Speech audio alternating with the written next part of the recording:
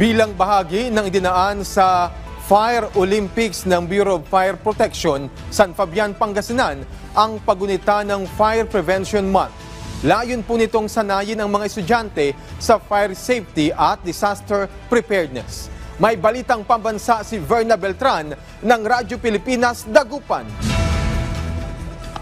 Bucket relay, hose laying at fire rescue operations, ilan lamang ito sa itinuro sa mga mag-aaral na lumahok sa kauna-unahang Fire Olympics na idinaos ng Municipal Fire Station ng San Fabian, Pangasinan. Bahagi ito ng paggunita sa Fire Prevention Month ngayong Marso. Ayon kay Fire Marshal Senior Inspector Eric Cate, higit pa ito sa paligsahan dahil paraan ito upang mahubog ang kaalaman at kasanayan ng mga kabataan sa fire safety at disaster preparedness para sa mas ligtas na komunidad. Yun nito is magiging aware yung mga bata pa lang sila, na meron tayong fire safety awareness, meron tayong fire safety campaign, meron tayong fire prevention activities na ginagawa na hindi lamang pamatay sunog yung trabaho ng bombero natin.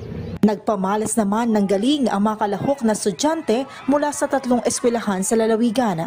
Ito po hindi lang po sa isang activity para sa amin, kundi isa rin pong knowledge na magagamit namin in the future as a future law enforcer po. Kasi gusto po namin matutunan kung paano ba yung proper na gawin pag may sunog or may kalamidad po. Inaasang magiging taunang aktibidad na ang Fire Olympics sa BFP San Fabian upang mapalawak ang kamalayan at kahandaan ng publiko laban sa insidente ng sunog.